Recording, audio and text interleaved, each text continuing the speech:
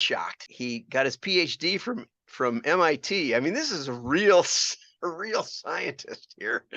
Then he got sucked into digital marketing somehow. Good to be here. Glad to have this chance to talk with you. Yeah, I kind of went straight through on the science side of things. It was chemical engineering and material science at MIT. But the way I kind of got into digital was in 95. I was at McKinsey and Company and saw that the internet was just spilling into the public sector. I decided to leave McKinsey in early 96 and get into the trenches because I could either be a spectator to all of it or kind of roll up my sleeves and be in the trenches. So I decided better be in the trenches. I'm kind of bringing the scientific method, if you will, to the discipline of marketing, which has historically been more of an art form than anything else. Nonetheless, there's a lot to learn, and in digital, when we have a lot more data, there's a lot more to study. So, I enjoy looking at big data. I enjoy handling big data and just kind of getting into the weeds of things, and that's kind of where you're finding the fraud because the reason I got into the fraud research is that we were seeing greater than 100% click-through rates on ads. And obviously humans click on ads, but not that much, right? So not only are Oh, there so data you could errors. measure the viewers. We have to slow down for me Okay, and yeah, for sure. everybody. So you could Sure. measure the viewers and you could measure the clicks. Those two Yeah, things you should be exactly. easy to measure. Yeah. And the clicks were higher than the viewers. Is that Or higher than the number of ads. So, this applied to both search ads and display ads, right? So in Google search, when you type in a search, you'll see some ads at the top and then you'll see some organic search results. So in those cases, when we're looking at some of the data, we're noticing greater than 100% click-through rates. So bots were just repeatedly clicking on those click-through URLs, even if the ad never loaded. The original promise of digital was the right ad to the right person at the right time. yes? And a lot of people bought into the promise of it without really understanding how you could actually do that technically. So therein lies a lot of the problem because they would actually cheer if they got greater than 100% click-through rates or maybe 50% click-through rates, right? So when we talk about 22-year-olds coming out of college trying to do digital marketing, they're not marketers, let alone digital marketers, right? So they're just going for big numbers, going for buy as many ad impressions as possible for as low cost as possible, and those are the levers that they typically use.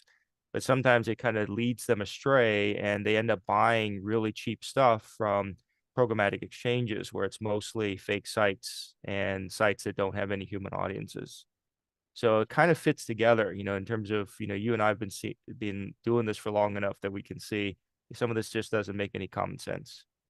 Well, let me tell you two stories that's related to that. Some people will say, "Oh, we're getting sales, from our digital marketing." And they'll say, "Oh, that's because the digital marketing is working." But they haven't run the experiment where they turn off the digital marketing and they'll realize the sales keep going, right? So in those cases, what I've seen on the fraud side of things is that the bad guys are basically claiming credit for organic sales, right? The sales that would Right. have already occurred or had already occurred, because they're just falsifying the attribution, right? The digital data is very easy to manipulate. You talk about footfall, right? So people actually walking into a Dunkin' Donuts or someone walking into a Taco Bell or something.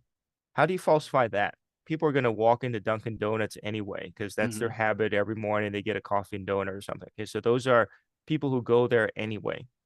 What the bad guys are doing, and these are the attribution networks, right? So basically, they want to show that someone who was exposed to an ad also walked into a Dunkin' Donuts, right? So what they're doing, and this has been possible in the past, where they're collecting the device identifiers or setting cookies and things like that. So they would deliberately kind of mass advertise at very, Sure. very low cost to now say these device IDs were exposed, right? And so those device IDs that were exposed ended up walking into a Dunkin' Donuts, but that still doesn't actually prove cause and effect. It just means you stuffed a cookie or you harvested a device ID that would have walked into the Dunkin' Donuts anyway. Right. So in essence, if the advertiser were not smart enough or were not strict enough to ask them about that, like how the heck did that happen, right? Then they could claim that 30%, 50% of those people who would have walked into a Dunkin' Donuts actually, came from the digital campaign that they managed or something. And that's Right. because they did mass cookie stuffing to make a very, very large number of devices appear to be exposed versus And direct mail non-exposed. gets hammered on this because, you finally convince a client or a brand that they should do some mail. And so they'll mail out a bunch of stuff and people will go to their website to check it out, not to place an order yet or whatever, not to walk in the store. Now they got a cookie, right? Yeah. And they've Yeah. still got a mailer, right? But the only but if you're not careful, the digital guys will claim when they Claim place credit. the Yes. order right off that mailer, that it was all digital. We Yep. start tracking it at digital so that we can ignore any other out of home or offline. Yeah. Because it's Uh, easy to track in digital, right? So they call that problem the last mile or the last click.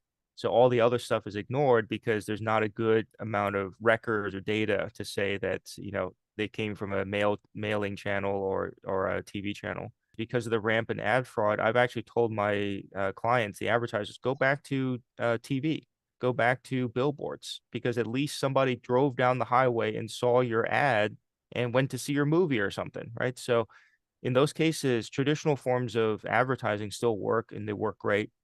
And I think in digital, we've kind of gone way too far in terms of the targeting side of things, right? So we assume we're targeting the right person, but we haven't actually scrubbed out the bad data, which is all the bots pretending to be certain human segments and things like that. there's an entirely different methodology of advertising. There's another philosophy that says I can never guess who's going to be in the market today because life happens, and somehow the digital camp has convinced everyone that we know everything about you. But you don't. There's a real estate agent that sends me a refrigerator magnet every year, and that's who I'm calling. You know, Yeah. it's because we don't know everything that you may want to touch a person in an engaged way, and that's an entirely different philosophy of Yeah. advertising, Yeah. right? 100%. I mean, the way we can tell that the digital tech doesn't work that well, the creepy ads that follow them around the internet, right? Yeah, the So we look retargeting at stuff. something on Amazon and then all of a sudden that same product shows up in a banner ad somewhere. So in that case, they are tracking me. They are looking at what I look at online and they're showing me an ad. But what they didn't know is I already bought I the already cell did. phone, Yeah, right? I already yeah. bought the item.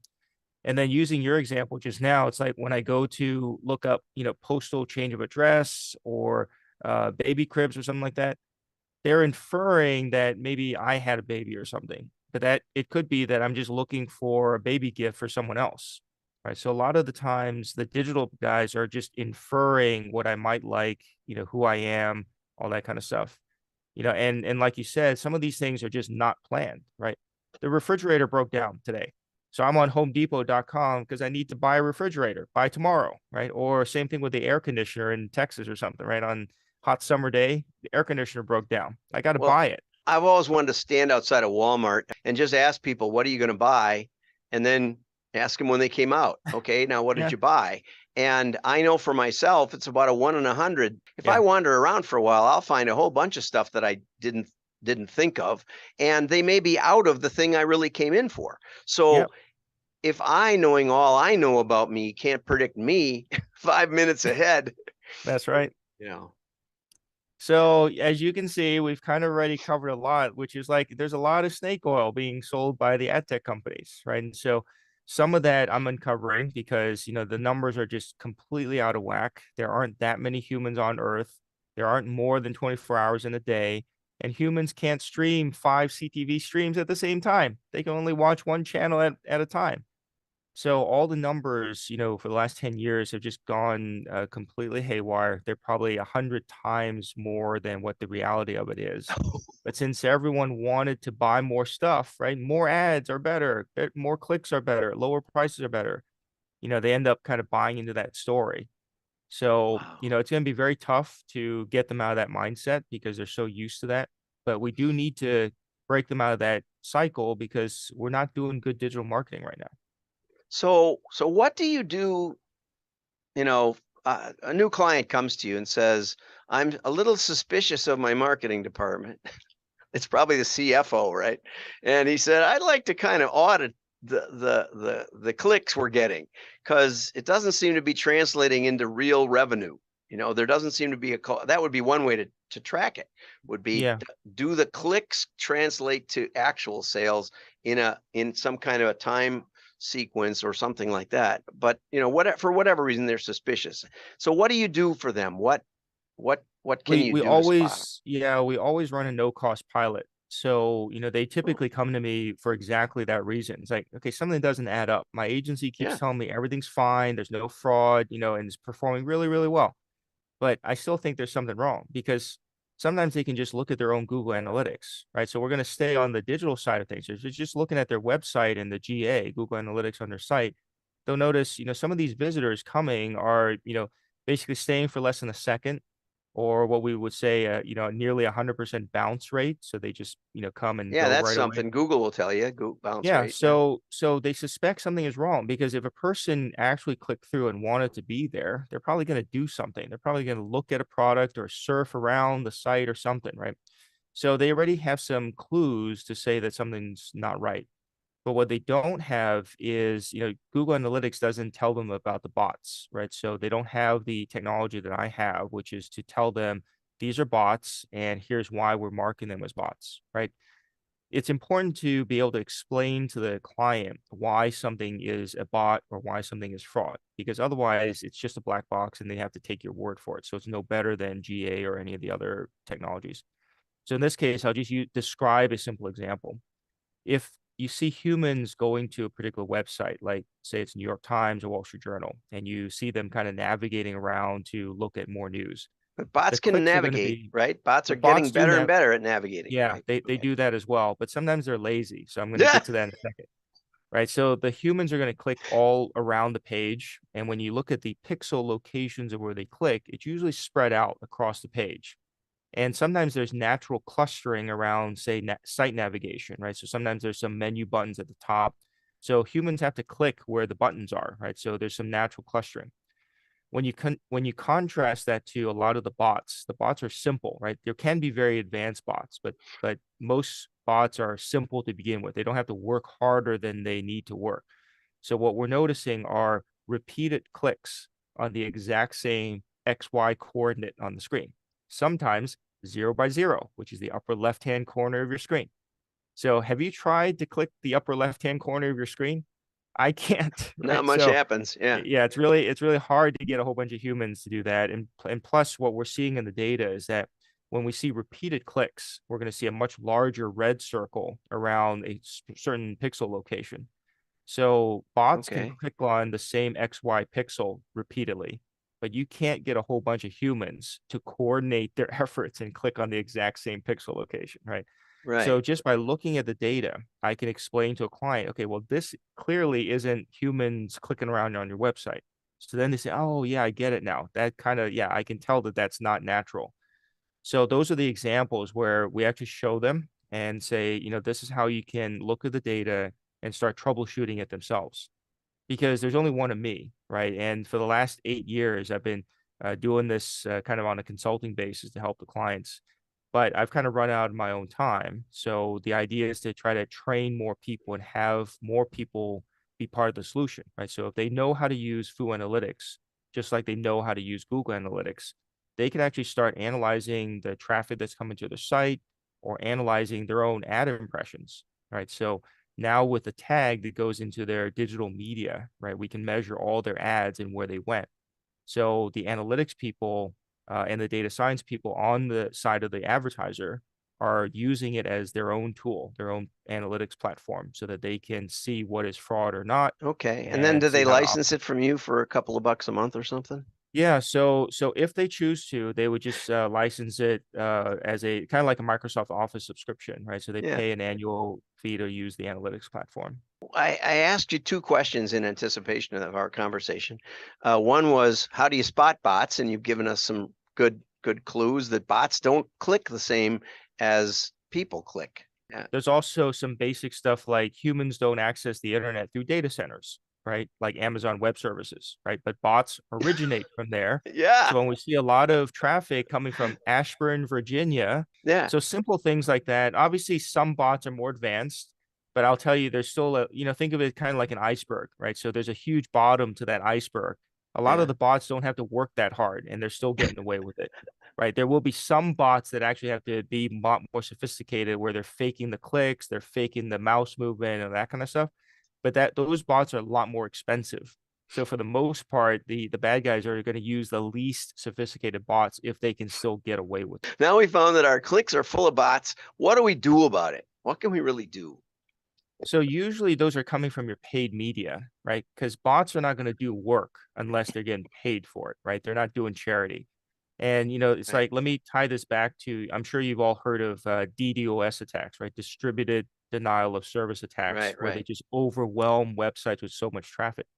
But that's not lucrative.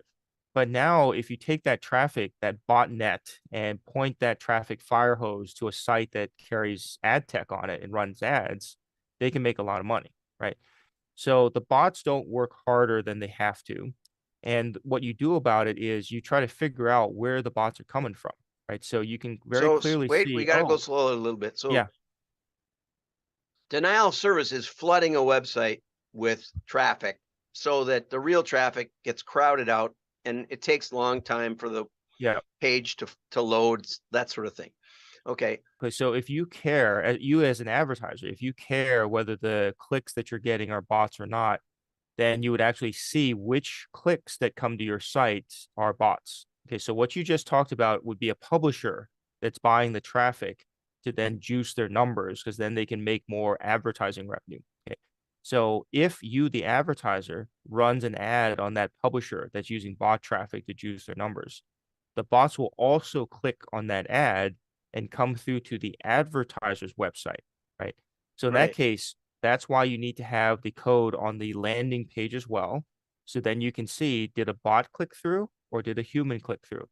So a lot of times when you're getting a lot of clicks, right? Remember we said earlier that the Google Analytics will already show you it's 100% bounce rate or zero time on site and all that kind of stuff. Now with the addition of Foo Analytics, you can see which clicks are bots. And then by looking at where they came from, you can Ah, say, oh, it's coming from this programmatic campaign. Let me go turn that off, or let me go spend less on that. You see what I'm saying? So you ask, what do you do about it when you see these bots? The idea is that the bots won't come to your site unless they're getting paid to do so. So when you're running paid media, it gives them an incentive to not only load your ad so they can consume your media budget, but also click on some of them so that it appears to be working, right? Because if it's zero click-through rates on those right. ads, you'll say something's wrong, right? So I just want to get where the money's going Yeah, because the bots don't have any incentive. I place an ad, so I got an yeah, ad out on New York Times or something. There's no incentive for the bots if I just placed it directly to go there and correct. click, and maybe I'm paid per click. The New York Times would benefit of clicks, but I don't benefit. And you know, Yeah, so and if so I basically, but if I'm going through an ad agency or a buying network, the buying yes. network might benefit and Yeah, and might also the fake site at the end, right? So previously you would buy from New York Times. New York Times is not a fraudster. They're not trying to rip you right, off. right, right. But when you're buying ads to an exchange, an ad exchange, there could be hundreds of thousands of sites where your ads end up. And then a portion of those Wow. sites will be fraudulent, right? These are sites that are set up just to run as many fake impressions as possible. So in those cases, those sites have no humans that visit because humans don't even know they Mm, exist. That's why they have to buy 100% bot traffic. So if your ads end up on one of these fake sites, they're using mostly bot traffic, and then the bots will click on it to come through to your site. So the reason they're using the bot traffic is that's how they make money, right? These fake sites, right? Bad guys can set up thousands of sites using WordPress templates, and then they have to sure. buy the traffic to get, the appearance of traffic to the sites. And then because the bots are causing the ads to load, they're also going to click on a portion of them, and that's when they come through to the advertiser site and you can see it. Okay, so in that case, that's when we say, okay, we got to, start turning off some of these campaigns because clearly my ads are not being shown to humans. And even though I'm getting a bunch of clicks, they're from bots. So they're not going to end up buying anything from me. Right. But most advertisers are not closing that loop and focusing on the sales. They're focusing on what we call vanity metrics. Oh, how many ads did we get? How many clicks did we get? Without really doing the hard work of tying it to, did it actually drive any sales? Wow, that's really good. So, well, I just wanted to say that if you run into clients that are looking for alternatives, mail is also a Yes. good candidate, and we can Yes. do some things with machine learning and mail that no other medium can do. So, give me a Very cool. call. I will send them That'll be your way. fun. And really appreciate the conversation. And you're doing amazing work. I just wish more people would hear, the truth Well, from you and thanks the for truth from helping to me. get the word Yeah. out. Thank you very Okay. much for your work as well. I'm a big fan.